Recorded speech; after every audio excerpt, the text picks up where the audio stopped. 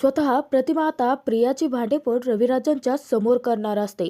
कारण प्रिया प्रतिमाच्या समोर एक अशी गोष्ट सांगत असते की जी पूर्वी कधीच घडलेली नसते. व त्याच वेळी आता रविराज प्रतिमा या दोघांनाही प्रियावरती शंका येत प्रिया आता जबरदस्त अडकणार असते.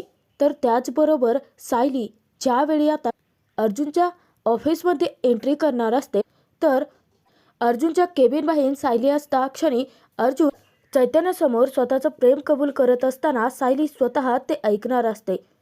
मालिकेमध्ये आता दोन पॉझिटिव्ह गोष्टी घडणार असतात. एक म्हणजे प्रिया खोटारडी आहे हे प्रतिमामुळे रविराजांच्या समोर येणार आहे व त्याचबरोबर सायली समोर अर्जुनच्या प्रेमाचं सत्य येणार आहे. परंतु या दोन पॉझिटिव्ह गोष्टी नक्की घडणार तरी कशा, ते आपण या व्हिडिओत पाहणार आहोत. ठरलं तर मग मालिकेच्या 26 ऑक्टोबरच्या भागात सायली अर्जुन दोघेही आता कॉन्ट्रॅक्ट मॅरेजबद्दल बोलत असतात. सायली अर्जुनला म्हणते की आपल्या कॉन्ट्रॅक्ट मॅरेजचे सत्य ज्यावेळी पूर्णाजी आई बाबा यांना कळेल तेव्हा आपण दोघे त्यांना काय उत्तर देणार आहोत सर, आपण तर त्यांची फसवणूक केलेली असेल ना. तेव्हा अर्जुन तिथे आता सायलीला म्हणतो की मिसेस सायली, याबद्दल आपण नंतर विचार करूयात. आणि अर्जुन आता फाईल्स घेऊन स्वतःच्या कामामध्ये व्यस्त होतो. तेव्हा सायली विचार करते की अर्जुन सर, तुमच्या मनात माझ्याबद्दल जर प्रेम असेल तर ही वेळच नाही येणार आहे. परंतु अर्जुनच्या मनात तिच्याबद्दल नक्की काय आहे, त्याला काय वाटतं हे सायलीला जाणून घ्यायचं असतं. अर्जुनला विचारते की सर, मधुभाऊ सुटल्यानंतर तुम्ही पुढे नक्की काय करणार आहात. नाही म्हणजे त्यावेळी आपलं लग्न मोडलेलं असेल ना आणि घरच्या सर्वांनाच खूप वाईट वाटेल. सायलीचे जे शब्द ऐकताच अर्जुन थोडा नाराजच होतो. त्याचा चेहरा उतरतो. आणि आपलं लग्न मोडल्यानंतर तुमच्या घरचे तुम्हाला पुन्हा लग्न करण्यासाठी आग्रह धरतील. कदाचित तुमचं लग्न ते प्रिया सोबत देखील लावतील. सायलीने असं म्हणता क्षणी अर्जुनला मोठा धक्काच बसतो. कारण प्रियाशी लग्न करायचं नाहीये म्हणून तर त्याने सायलीसोबत कॉन्ट्रॅक्ट मॅरेज केलेलं असतं. अर्जुन चिडूनच सायलीला म्हणतो की तुम्ही हे काय बोलताय, असं काहीच नाही होणार आहे. तेव्हा सायली म्हणते की तसं नाही आहे सर, परंतु घरच्यांनी जर तुमचं प्रियासोबत लग्न करायचंच ठरवलं तर ते तुम्ही टाळू शकणार आहात का. सायली अर्जुनला खोदून खोदून मुद्दाम प्रश्न विचारत असते. कारण तिला जाणून घ्यायचं असतं की अर्जुनला नक्की सायलीबद्दल काय वाटतं. तुम्ही जर प्रियासोबतचं लग्न टाळू शकलात तरी तुमच्या घरचे दुसऱ्या तरी कोण्या मुलीसोबत तुमचं लग्न लावतीलच ना. परंतु सर, तुम्ही अजिबात काळजी करू नका, मी तुमच्यासाठी मुलगी शोधेन. कारण तुमच्या आवडीनिवडी आता मला चांगल्याच समजल्या आहेत. या घरातल्यांना सून नक्की कशी हवी आहे हे देखील मला आता कळालं आहे. सायली आता एकटीच बडबडत असते आणि अर्जुनचा जीव मात्र तिळतिळ तुटत असतो. कारण त्याला सतत वाटत असतं की सायलीने त्याच्या आयुष्यातून दूर जायचं नाही. त्यावेळी अर्जुनच्या डोक्यात मात्र तिडकत जाते. अर्जुन फाईल फेकतो आणि सायलीला चिडूनच म्हणतो की मधुभाऊ बाहेर आल्यानंतर तुम्ही तर आश्रमात कायमच्या निघून जाणार आहात ना, मग माझा विचार का करताय तुम्ही. आणि एक गोष्ट लक्षात ठेवा, माझ्यासाठी मुलगी वगैरे बघणं हा विचार सोडूनच द्या. हे माझं आयुष्य आहे आणि माझ्या आयुष्यात नक्की मी काय करायचं हे माझं मी ठरवेन. असं म्हणत अर्जुन चिडूनच त्या रूममधून बाहेर जातो. सायली अर्जुनला थांबवण्याचा खूप प्रयत्न करते, परंतु अर्जुन इतका चिडलेला असतो की सायलीचं पुढचं बोलणं तो ऐकूनच घेत नाही. सायलीला आता कळतच नसतं की अर्जुन नक्की कोणत्या कारणासाठी चिडला आहे. ती विचार करते की सर माझ्यावरती चिडून का निघून गेले, असे का विचित्र वागत आहेत. मी तर माझ्या मनात नक्की त्यांच्याबद्दल काय आहे हे त्यांना सांगायला निघाले होते. सायलीचा आता खूप हिरमोड झालेला असतो. तर इकडे प्रतिमा ज्यावेळी प्रियासोबत गप्पा मारत असते त्याच वेळेस रविराज त्या रूममध्ये डोकावत असतात. त्यांचं सर्व काही बोलणं ते स्वतः ऐकत असतात. प्रिया आता प्रतिमाशी हसून गप्पा मारत असते. प्रिया तिथे सांगते की आई, तुला एक गोष्ट आठवते का. नाही म्हणजे मी ज्यावेळी लहान होते ना त्यावेळी ना तू मला अजिबात सोडत नव्हतीस. आणि तुला आपल्यासोबत घडलेला एक प्रसंग आठवतोय का आई. म्हणजे तू ना मी लहान असताना मला दररोज बागेत घेऊन जायची आणि अगदी लहान होऊन माझ्यासोबत खेळायचीच सुद्धा. त्या बागेत मी ज्यावेळी झोपाळ्यावरती बसले होते ना त्याच वेळेस एका मुलाने येऊन मला धक्का दिला होता. मला त्या झोपाळ्यावरून पाडलं होतं आणि तेव्हा तू किती ओरडली होतीस त्या मुलावरती. प्रियाची काही स्टोरी सांगत असते, त्यात प्रत्यक्षात तर काहीच घडलेलं नसतं. हे तिथे आता रविराजांच्या लक्षात येतं. कारण प्रतिमा कधीच प्रियाला तन्वीला बागेत घेऊनच जात नव्हती. आता मात्र रविराजांना प्रियावरती शंका येते. आई, आणि तुला माझी मैत्रीण माहिती आहे का रुचा, अगं ती ना तुला अजिबात आवडत नसायची आणि ज्यावेळी ती माझ्यासोबत खेळायला घरी यायचीस ना त्यावेळी तू तिला जा जा म्हणून या घरातून हाकलून द्यायची. तुला आठवतंय का? तेव्हा प्रतिमा नकार देते तर प्रिया हसून म्हणते की हो ना, तुला कसं आठवणार, परंतु माझी मैत्रीण जी आहे ना ऋचा, ती खरंच खूप छान होते अगं. इतक्यातच रविराज आता प्रियाला हाक मारतात. ते खूपच चिडलेले असतात.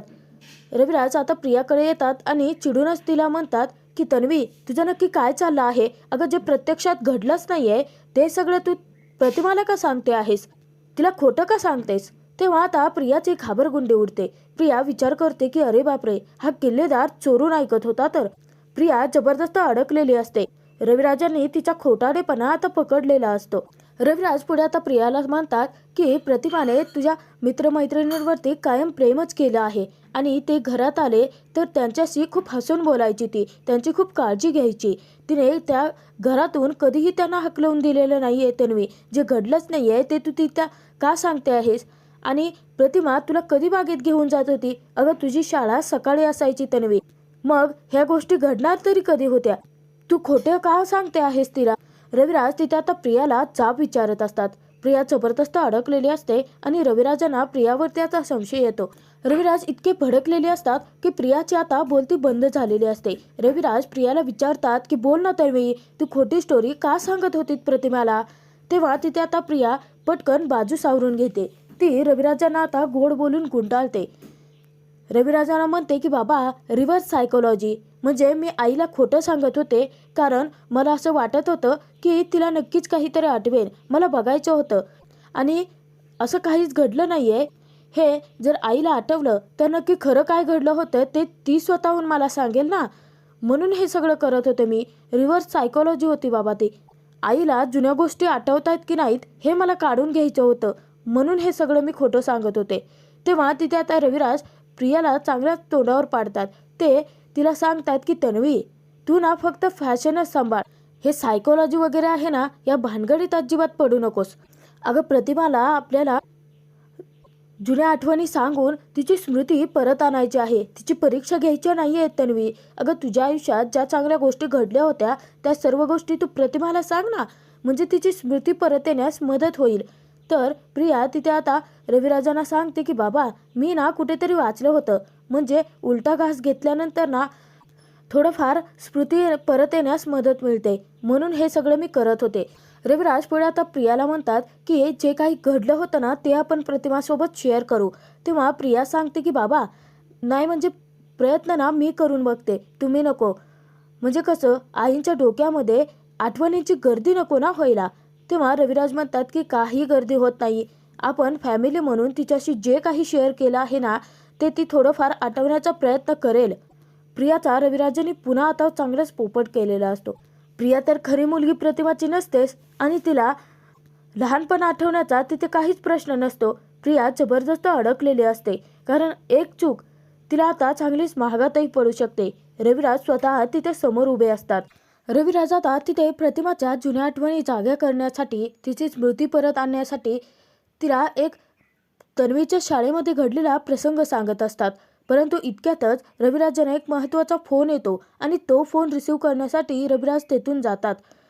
प्रतिमा तिथे आता प्रियाला विचारते की तन्वी, तू सांग ना, आम्ही तुझ्या शाळेत आल्यानंतर नक्की काय घडलं होतं? प्रियाला तर डोंबलाचं काहीच माहिती नसतं आणि प्रिया तिथे आता थापा मारण्याचा प्रयत्न करते. परंतु जर पुन्हा रविराजाने हे सगळं ऐकलं तर पुन्हा ते चिडणार, म्हणून प्रिया तिथे आता प्रतिमाला म्हणते की आई, अगं 11 वाजले आहेत, आपण झोपूयात ना, किती उशीर झाला आहे.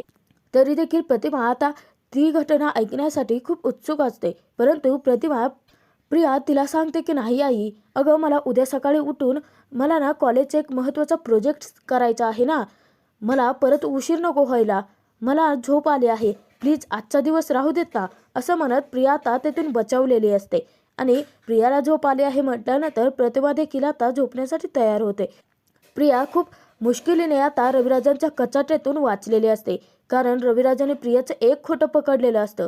जर असंच जर पुढे होत राहिलं, प्रतिमाची स्मृती परत आणण्याच्या नादामध्ये प्रिया जर खोट्या गोष्टी रचत राहिली तर तिचा लवकरच आता रविराजांच्या समोर पर्दाफाश होणार, हे चांगलंच तिच्या लक्षात आलेलं असतं. प्रिया आता प्रचंड घाबरून गेलेली असते. ती विचार करते की प्रतिमाच्या आठवणी आता मी कुठून आणू, आणि या किल्लेदाराने जर थोबाड उघडलं आणि त्या प्रतिमाला जर काही आठवलं तर दोन्हीकडून आता माझंच मरण आहे. चैतन्य अर्जुन दोघे आता टेरेसवर असतात.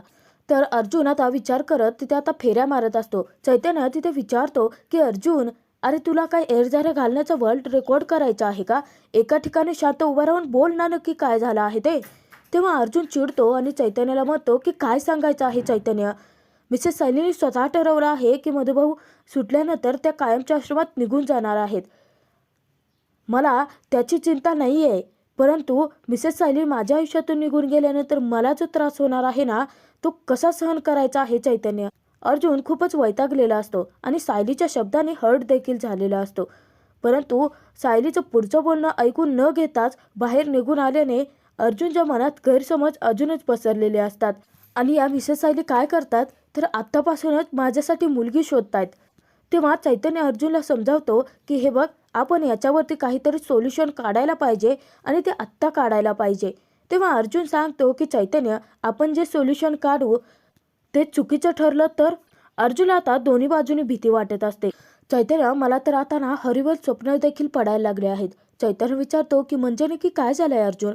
तेव्हा अर्जुनने सायलीला स्वप्नात प्रपोज केलं होतं आणि सायली अर्जुनची नातं सोडून कायमची निघून गेली होती. हे स्वप्नाचा आता खुलासा अर्जुन चैतन्याच्या समोर करतो आणि अर्जुन चैतन्याला हेही सांगतो की हे बघ, जर मिसेस सायली माझ्या आयुष्यातून निघून गेल्या ना तर त्या क्षणी माझा जीव जाईल चैतन्य. अर्जुनचा जीव ते तुटत असतो. त्याला पुढे काही बोलताही येत नसतं. त्याच्या डोळ्यात फक्त अश्रू दाटून आलेले असतात. चैतन्याला देखील आता टेन्शन आलेलं असतं. चैतन्य पुढे अर्जुनला म्हणतो की माझ्याकडे एक सोल्युशन आहे अर्जुन, परंतु तुला पटत असेल तर बघ. तेव्हा अर्जुन चैतन्याला म्हणतो की पटकन बोल. हे बघ, मिसेस सायली माझ्यापासून दूर जाऊ नयेत यासाठी मी काहीही करायला तयार आहे चैतन्य, प्लीज तू सांग.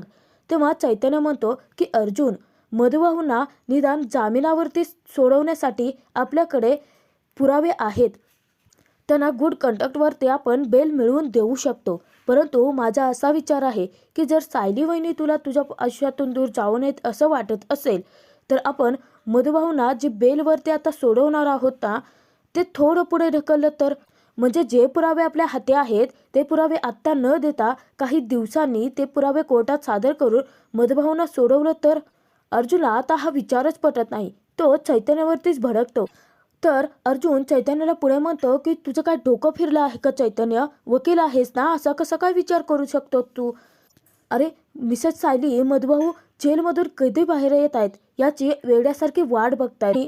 आणि आता तुझं म्हणणं नक्की काय आहे की हे काम करायला मी उशीर करायचा, त्यांच्या आनंदावरती मी स्वतः विजून टाकायचं. तर चैतन्य तिथे आता अर्जुनला समजावतो की अर्जुन हा मार्गच आपल्यासाठी योग्य आहे. तेव्हा तिथे अर्जुन चिडून म्हणतो की नाही चैतन्य, हे क्राईम आहे, हे पाप आहे. तेव्हा अर्जुनला चैतन्य प्रश्न विचारतो की ठीक आहे, मग सायली वहिनी इथून जाऊ नयेत यासाठी त्यांना थांबवण्यासाठीचा एक मला मार्ग सांग. अर्जुन पुढे आता काही बोलूच शकत नसतो. त्याची बोलती आता पूर्णपणे बंदच होते. तर चैतन्य पुढे अर्जुनला समजावतो की हे बघा अर्जुन, हे सगळं आपण मुद्दाम करत नाही आहोत. सायली वहिनी जाऊ नयेत याचसाठी करतो आहोत ना. आणि मी असं म्हणतच नाही आहे की तू मधुभाऊंना जेलमधून बाहेर काढूच नकोस. मी फक्त हे सांगतो आहेस की तू त्यांना थोडं उशिरा बाहेर आण. म्हणजे सायली वहिनी तुझ्या आयुष्यातून लवकर जाण्याचा प्रश्नच येत नाही. तेव्हा चैतन्याला अर्जुन सांगतो की नाही चैतन्य, हे पाप आहे आणि हे मी करू शकत नाही. मिसेस सायली गेले कित्येक दिवस झालं मधुभाऊ सुटण्याची वेड्यासारखी वाट बघतायत आणि मी एक वकील आहे. हे करणं माझ्यासाठी क्राईम सारखं आहे. तेव्हा तिथे आता चैतन्य म्हणतो की ठीक आहे, तुला आता जे योग्य वाटेल ते कर. सायली वहिनी इथून लवकर निघून जाऊ नये यासाठी मी तुला समजावण्याचा प्रयत्न करत होतो अर्जुन.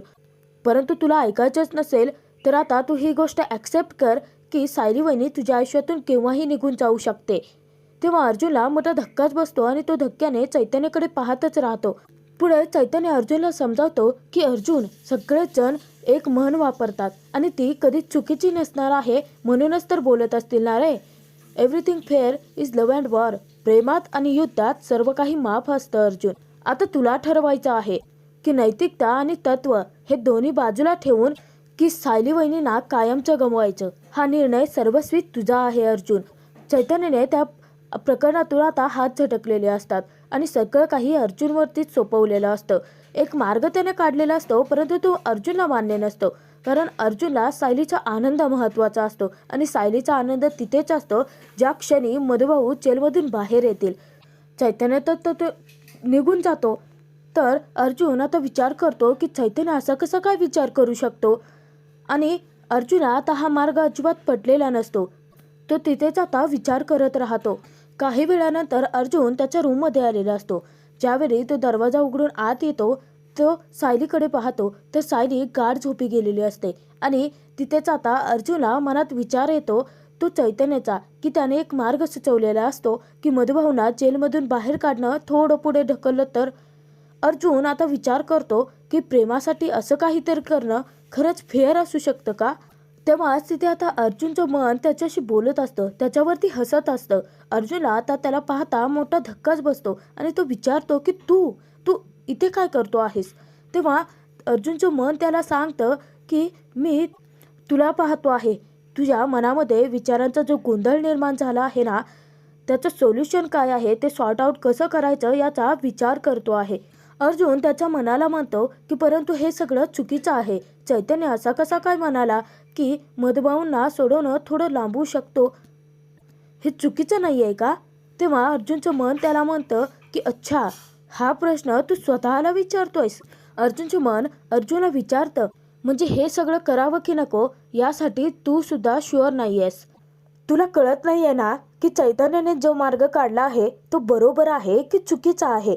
अर्जुन तिथे आता त्याच्या मनाला ठणकावून सांगतो की नाही, हे करणं खूप चुकीचं आहे आणि या सगळ्या प्रकरणातून मी नक्कीच काहीतरी दुसरा मार्ग काढेन.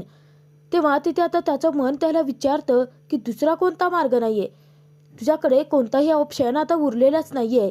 तेव्हा अर्जुन तिथे म्हणतो की नाही, परंतु हे सगळं करणं अनैतिक आहे ना. पुन्हा अर्जुनचं मन त्याच्यावरती हसतं आणि अर्जुनला विचारतं की अच्छा, अनएथिकल. मला एक प्रश्नाचं उत्तर दे की तुझं कॉन्ट्रॅक्ट मॅरेजमधलं जे वागणं आहे ते बरोबर आहे का. तू कॉन्ट्रॅक्ट मॅरेज केलं आहे, जे लग्न केलं आहे ते खरं आहे का. तुला काय वाटतंय की तू घरच्यांची फसवणूक करत नाही आहेस, तू त्यांच्याशी सगळं काही खरं सांगतो आहेस का. तू त्यांच्याशी खरं वागतोयस आणि तुला हे जर सगळं थांबवायचं असेल, घरच्यांची होणारी फसवणूक थांबवायची असेल तर तुला सायलीसोबतचं केलेलं लग्न खरं करावं लागेल. अर्जुनकडे आता कोणताही पर्याय शिल्लक राहिलेला नाही आहे असंच त्याला वाटत असतं. कारण त्याला अजून माहितीच नसतं की सायली देखील त्याच्या प्रेमात आहे. अर्जुनचं मन त्याला पुन्हा सांगतं की तुला फक्त थोडंसं खोटं बोलायचं आहे. तेव्हा अर्जुन आता विचार करतो. त्याच्या मनामध्ये आता प्रश्नांची खळबळ माजलेली असते. त्याला सुचत नसतं की चैतन्याने सुचवलेला मार्गच योग्य आहे की ते जे विचार करतो आहे ते योग्य आहे.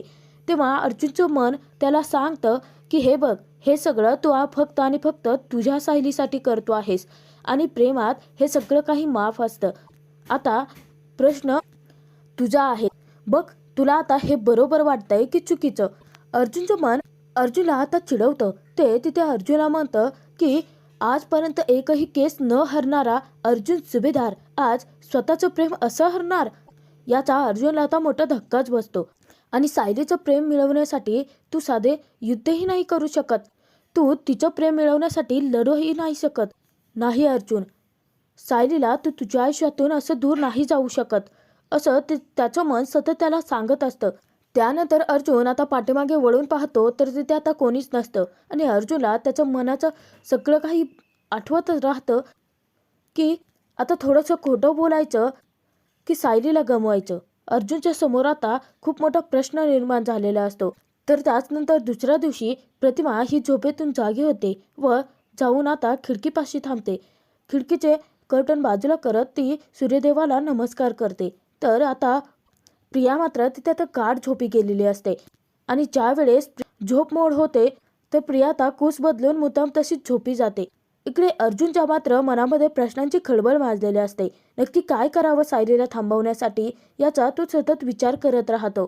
त्याला एका बाजूने चैतन्याचा सुचवलेला मार्ग देखील योग्य वाटत असतो आणि दुसरीकडून त्याचं दुसरं मन त्याला खात असतं की ही गोष्ट चुकीची आहे, हे पाप आहे, आपण सायलीचा आनंद असा हिरावून नाही घेऊ शकत. तर अर्जुन सतत आता विचार करत राहतो, इकडे तिकडे फेऱ्याच मारत असतो. इतक्यातच चैतन्य येतो आणि चैतन्य अर्जुनवरती चिडतो. तो म्हणतो की अर्जुन, नक्की तुला काय झालंय? अरे स्वतः झोपत नाहीये, दुसऱ्याला देखील झोपू देत नाहीयेस तू. तर अर्जुनचे डोळे पाहिल्यानंतर चैतन्य म्हणतो की 1 मिनिट, म्हणजे तू रात्रभर झोपलेलाच नाहीयेस. मी जो मार्ग सुचवला त्याबद्दलच विचार करतो आहेस ना? अर्जुन, हे बघ, तू स्वतःचा प्रॉब्लेम सोडवण्यासाठी का मला त्रास देतो आहेस? किती मस्त झोपलो होतो ना मी. बरं आता ते जाऊ देत. मधुभाऊंच्या केसबद्दल तू नक्की काय ठरवलं आहेस? तू डिले करणार आहेस या केस संदर्भात? सायली वहिनीच्या मनात नक्की तुझ्याबद्दल काय आहे? त्यांच्या मनात नक्की काय चाललंय हे तुला जाणून घ्यायचं आहे ना? चैतन्य बोलतच सुटलेला असतो आणि सायली इतक्यातच आता बाथरूममधून बाहेर येते आणि सायलीने ते शेवटचं वाक्य ऐकलेलं असतं की सायली वहिनींच्या मनात नक्की काय आहे हे तुला आता जाणून घ्यावंच लागेल. सायली बाहेर आल्यानंतर अर्जुन आता सायलीकडे पाहतच राहतो. त्याला मोठा धक्का बसतो, कारण त्याला भीती वाटते की सायलीने चैतन्य अर्जुन या दोघांमधलं पूर्ण बोलणं ऐकलं असावं. हा भाग इथे संपतो. पुढील भागात आपण पाहणार आहोत, अर्जुन ऑफिसमध्ये गेलेला असतो व सतत तो सायलीचा विचार करत राहतो. त्यानंतर तो चैतन्याला सांगतो की आजपर्यंत एकही केस न हरणारा अर्जुन सुभेदार आज आपल्या स्वतःच्या प्रेमाची केस हरला आहे. तेव्हा चैतन्य अर्जुनला पुन्हा तोच सल्ला देतो की हे बघ अर्जुन, तू जे अजून विचार करू शकतोस. मधुभाऊंची केस तू थोडी लांबवली तर सायली वहिनी तुझ्या आयुष्यातून लवकर नाही निघून जाणार. चैतन्यावरती अर्जुन चिडतो आणि तो म्हणतो की मूर्खासारखा काहीही बडबडू नकोस. मधुभाऊंची केस लांबवण्याचा निर्णय मला आणि सायलीला देखील आवडणार नाहीये.